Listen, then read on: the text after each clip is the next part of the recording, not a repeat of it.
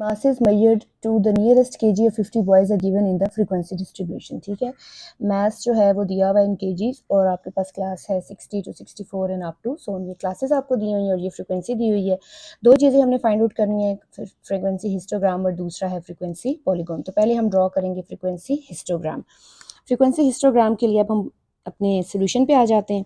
यहाँ पे ये मैंने क्लासेस लिख ली हैं और ये मैंने फ्रीक्वेंसी का कॉलम लिख लिया। याद रखें जब भी आपको हिस्टोग्राम ड्रॉ करना हो आपको दो चीज़ें चाहिए होती हैं, एक फ्रीक्वेंसी डेंसिटी चाहिए होती है और दूसरा कॉलम आपको चाहिए होता है क्लास बाउंड्रीज़ का। ठीक है, पहली बात ये है कि आपने चेक करना है कि आपको क्लासेस या क्लास बाउंड्रीज दोनों में से क्या चीज़ दी हुई है। तो यहाँ पे क्लासेस दी हुई हैं क्योंकि नेक्स्ट क्लास जो है वो नेक्स्ट वैल्यू से स्टार्ट हो रही है, सेम वैल्यू से स्टार्ट नहीं हो रही। इट मीन्स की क्लासेस दी हुई हैं तो हमें क्लास बाउंड्रीज बनानी पड़ेंगी। अच्छा, और दूसरी चीज़ आपने ये देखनी है कि इंटरवल साइज़ क्या है, क्या सेम इंटरवल साइज़ है या डिफरेंट है। तो यहाँ पे आप देख सकते हैं कि ये सेम नहीं ला रहा, डिफरेंट लग रहा है। लाइक 60 to 64 ऑब्वियसली 5 वैल्यूज़ हैं। 60 to 64 से मुराद है 60, 61, 62, 63, 64, ये 5 वैल्यूज़ बन रही हैं।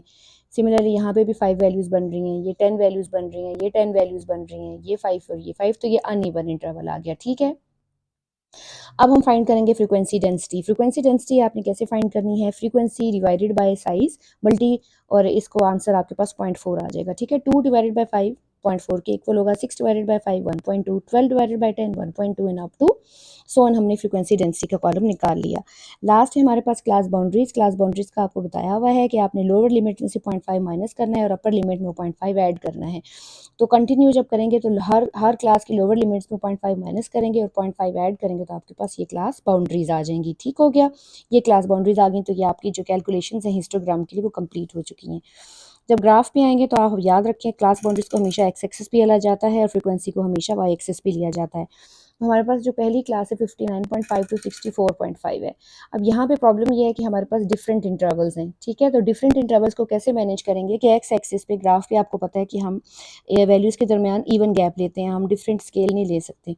तो हमने जो सूटअप में करा है हम 5 वैल्यूज़ का गैप ले रहे हैं, यानी कि 59.5 टू 64.5, फिर 69.5, फिर 74.5, 79.5 to 84.5 and up to so till 99.5। ठीक है, तो मैंने इस तरह से 5 का गैप वैल्यूज़ के बीच में लिया है और मैंने ये इक्वल ले लिया है, आपस में गैप्स भी इक्वल मैंने लिए हैं। ठीक है, वाई एक्सिस पे हम लेंगे अपनी फ्रीक्वेंसी डेंसिटी। फ्रीक्वेंसी डेंसिटी आपकी मैक्सिमम वैल्यू 2 तक जा रही है, तो हम स्टार्ट ले रहे हैं 0.2, 0.4, 0.6, 0.8, फिर 1.0, यानी 0.2 का डिस्टेंस हमने लिया है और हम गए 1.8 तक। अब हम इसको प्लॉट करते हैं। पहली फ्रीक्वेंसी जो हमारे पास पहली क्लास है 59.5 टू 64.5, वो हमारे पास ये वाला ये एरिया बन रहा है। ठीक है, अब इस एरिया की हाइट हमें कहाँ से पता चलेगी, फ्रीक्वेंसी डेंसिटी से, जो कि 0.4 है। तो 0.4 पे आपने यहाँ पे स्केल रखा और आपने इस तरह से एक रेक्टेंगल ड्रॉ कर लिया।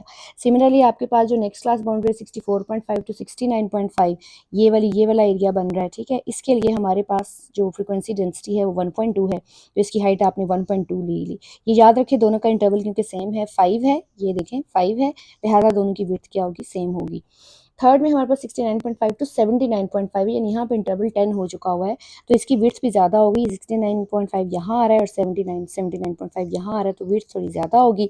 हाइट जो है हमारे पास वो 1.2 है, जो कि हमें यहाँ से पता चल रही है। अप टू सॉन आपने इसी तरीके से वैल्यूज़ देखनी है। 79.5 टू 89.5 जो है आपके पास वो ये बन रहा है। ठीक है, ये 79.5, 89.5, इसकी भी आपने हाइट देख ली जो कि 1.4 है। और लास्ट 2 जो क्लासेस हैं उनकी तो हाइट आप देख लें, एक की 2 है और एक की हमारे पास 1.2 है, और इनकी जो